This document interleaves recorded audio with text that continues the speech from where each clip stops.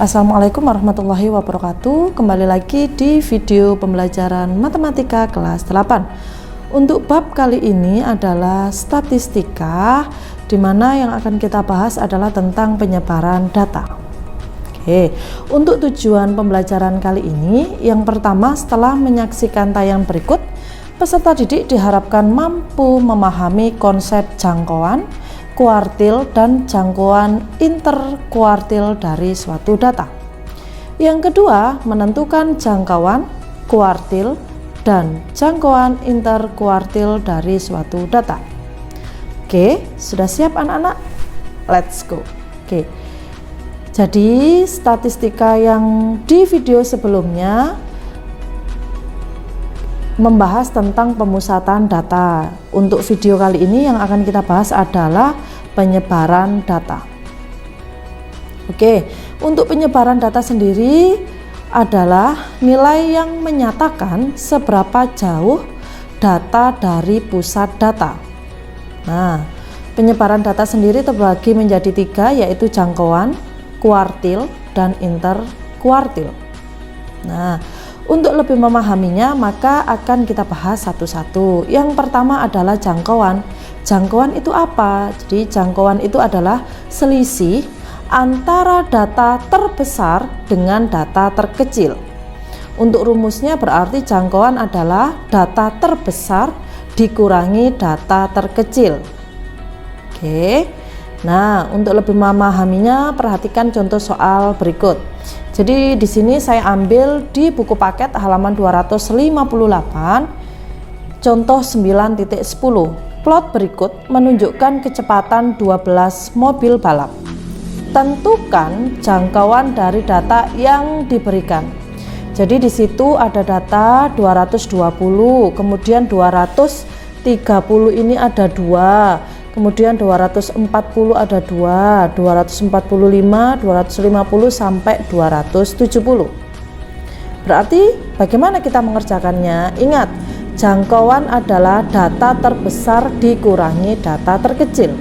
Karena di sini sudah urut antara 220 sampai 270, ya sudah, berarti kita tinggal mencari data terbesar itu yang mana, yaitu 270.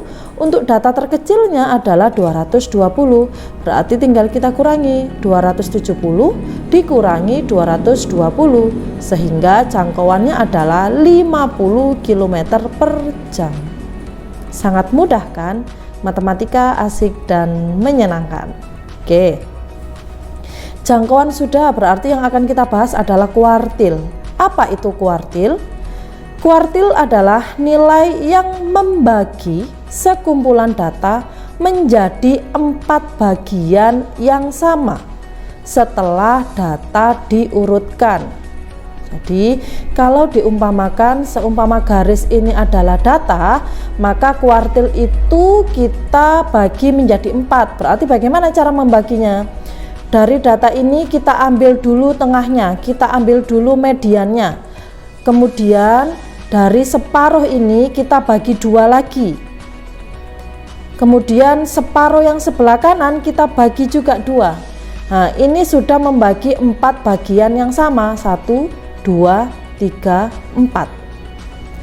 Nah, kalau sudah membagi 4 bagian yang sama, berarti yang tengah ini adalah Q2 atau kuartil tengah, atau yang dinamakan median. Jadi video sebelumnya kita sudah membahas tentang median. Kemudian untuk yang sebelah kiri dari kuartil tengah adalah kuartil bawah atau Q1. Jadi yang terendah ada di Q1 atau kuartil bawah. Untuk di sebelah kanan Q2 adalah Q3 yang dinamakan kuartil atas. Nah, sudah paham ya dari sini mana Q1, Q2, dan Q3. Oke, untuk menentukan posisi kuartil, kita supaya lebih memahaminya, jadi untuk mencari Q1, Q2, Q3 itu ada rumusnya ketika data tersebut banyak. Jadi ada jumlah datanya genap, ada jumlah data yang ganjil. Jadi untuk mencari Q1 berarti rumusnya adalah N ditambah 2 dibagi 4. Untuk mencari Q2 atau kuartil tengah itu berarti 2N ditambah 2 dibagi 4. Untuk mencari Q3 atau kuartil atas berarti 3N ditambah 2 dibagi 4. Nah, ini yang perlu diperhatikan. Kemudian untuk jumlah data ganjil berarti Q1, untuk mencari Q1 adalah N ditambah 1 dibagi 4. Jadi rumusnya itu sama, kalau genap itu adalah 2, kalau ganjil itu adalah 1. Oke. Kemudian untuk mencari Q2 sama 2N ditambah 1 dibagi 4. Untuk Q3-nya berarti 3N ditambah 1 dibagi 4. Ini adalah cara menentukan posisi kuartil Q1, Q2, Q3 ketika jumlah datanya banyak. Oke, untuk lebih memahaminya berarti perhatikan contoh soal berikut. Nah, di sini tentukan nilai kuartil bawah, kuartil tengah, dan kuartil atas dari data. Nah, tadi kan saya sudah menyebutkan rumus-rumus untuk mencari atau menentukan kuartil bawah, kuartil tengah, kuartil atas. Nah, itu jika datanya banyak. Tetapi kalau di datanya sedikit seperti contoh di ini, yang saya berikan contoh ini adalah hanya 1, 2, 3, 4. Jadi hanya 9 data, maka kita bisa mengerjakannya dengan cara manual. Jadi langkah pertama yang harus kita lakukan adalah mengurutkan data yang terkecil ke terbesar. Berarti dimulai dari 160, 167, 169, 170, 171, 172, 173, 175 sampai 180. Ketika sudah urut, berarti langkah yang kedua adalah kita menentukan Q2-nya, kuartil tengahnya. Berarti bagaimana? Kita coret depan belakang seperti kita mencari median. Oke, kemudian dicoret depannya lagi, dicoret lagi sehingga kita menemukan yang paling tengah, yaitu mediannya, yaitu kuartil 2-nya, Q2-nya atau kuartil tengahnya. Berarti Q2-nya sama dengan 171. Ketika Q2 sudah diketahui, berarti langkah selanjutnya yang harus kita cari adalah Q1-nya. Jadi letaknya itu dari Q2 ini antara Q2 dengan nilai yang terendah. Nah, berarti di sini. Nah, dari sini kita harus mencari yang paling tengah yang mana. Nah, kan seperti itu. Nah, oke. Karena di sini yang paling tengah adalah di sini, maka Q1 adalah 167 ditambah 169 dibagi 2. Berarti 336 dibagi 2, berarti Q1 adalah 168. Oke, berarti yang terakhir adalah mencari Q3-nya, di mana letaknya adalah antara Q2 dengan nilai tertinggi. Berarti tengah-tengahnya yang mana? Nah, berarti kan di antara 4 ini tengahnya terletak di sini. Berarti Q3 adalah 173 ditambah 175 dibagi 2. Berarti 348 dibagi 2. Sehingga Q3-nya adalah 174. Berarti kuartil tengah, kuartil bawah, dan kuartil atas adalah Q1 adalah 168, Q2-nya 171, Q3 adalah 174. Sangat mudah kan? Matematika asik dan menyenangkan. Oke. Untuk lebih memahaminya berarti perhatikan contoh soal berikut, di mana saya ambil di buku paket halaman 269.4. Jadi di sini ini datanya dalam bentuk diagram batang. Nah, karena dalam bentuk diagram batang, maka kita uraikan terlebih dahulu, di mana 43 ada sebanyak 4. 44 sebanyak 6, berarti kita tulis 44 sebanyak 6 sampai 48 sebanyak 4. Nah, kalau sudah urut seperti ini, maka kita bisa menentukan ini termasuk kuartil atas, kuartil tengah, dan kuartil bawah. Sebelum menentukan Q1, Q2, Q3-nya, kita hitung dulu data ini termasuk ganjil atau genap. Nah, kita hitung 1, 2. Oke, di sini ada 29 data. Berarti data ini termasuk ganjil. Maka rumus yang kita gunakan adalah Q1 sama dengan N ditambah 1 dibagi 4. di mana N-nya adalah jumlah datanya, yaitu 29 ditambah 1 dibagi 4, berarti 30 dibagi 4 sama dengan 7,5. Nah, dari sini kita cari Q1-nya itu adalah data ke 7,5. Karena data ke 7,5 berarti kan antara 7 dan 8. Nah, berarti Q1 adalah 44. Oke. Q1 sudah ketemu, berarti kita cari Q2-nya. Berarti rumusnya apa? 2N ditambah 1 dibagi 4. Kan seperti itu.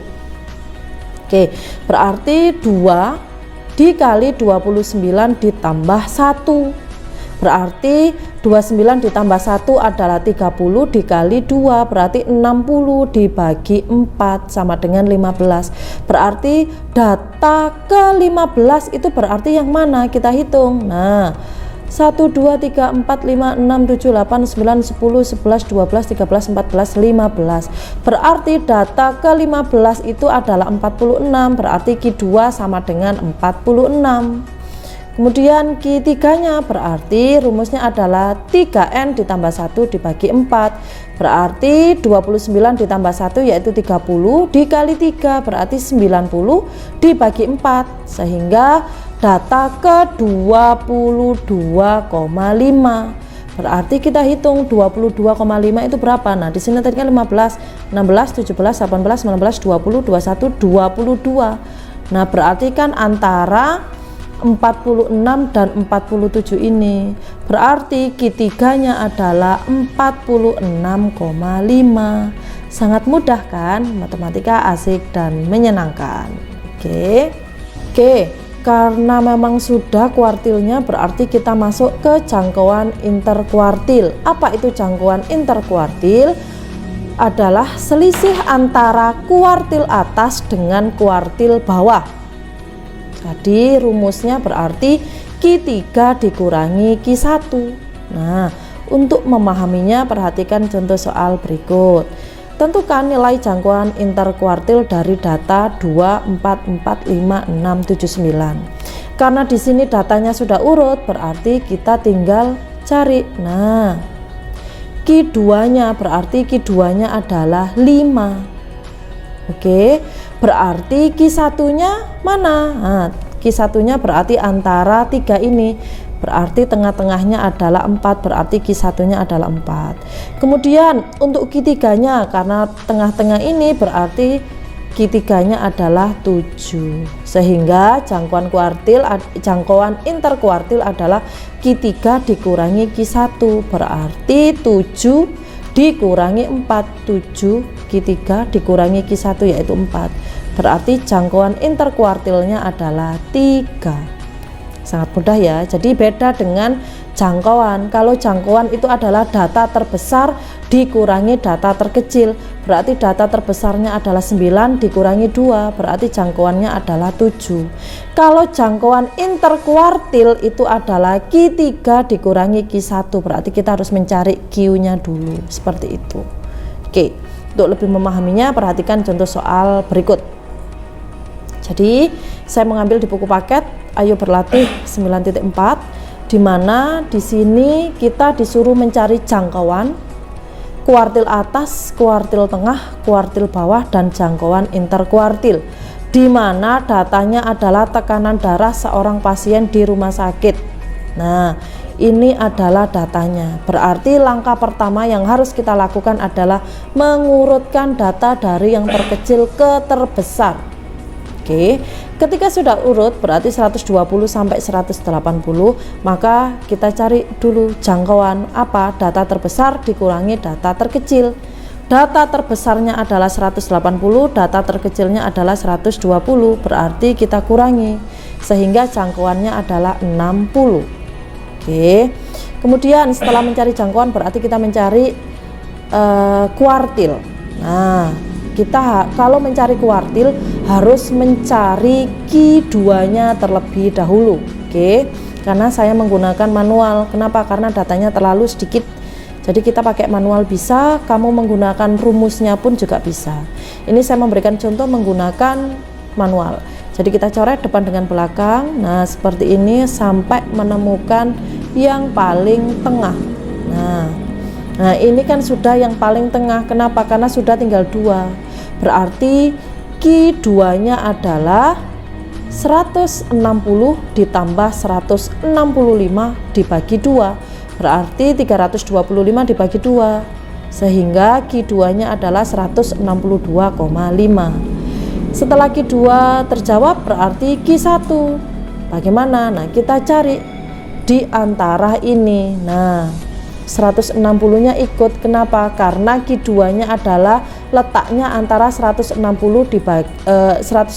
dengan 165, sehingga ketika saya mencari Q1 adalah 120 ini sampai 160. Oke, di antara ini yang paling tengah adalah 125, berarti Q1 nya adalah 125. Kemudian untuk Q3 nya, nah ya sudah, kita cari antara 165 ini sampai yang tertinggi. Nah, berarti kita cari yang paling tengah yang mana? 176. Berarti Q3 nya adalah 176. Sangat mudah ya. Kemudian yang terakhir adalah jangkauan interkuartil. Oke, jangkauan interkuartil adalah Q3 dikurangi Q1. Karena kita sudah menemukan Q1, Q2, Q3, ya sudah tinggal kita kurangkan. Q3 nya adalah 176, Q1 nya adalah 125, kita kurangi sehingga jangkauan interkuartilnya adalah 51. Sangat mudah ya nak, bisa dipahami. Matematika asik dan menyenangkan. Oke, karena memang sudah selesai, berarti terima kasih untuk video pembelajaran kali ini. Tetap jaga kesehatan, patuhi protokol kesehatan, tetap semangat mengikuti pembelajaran dari rumah. Terima kasih. Assalamualaikum warahmatullahi wabarakatuh.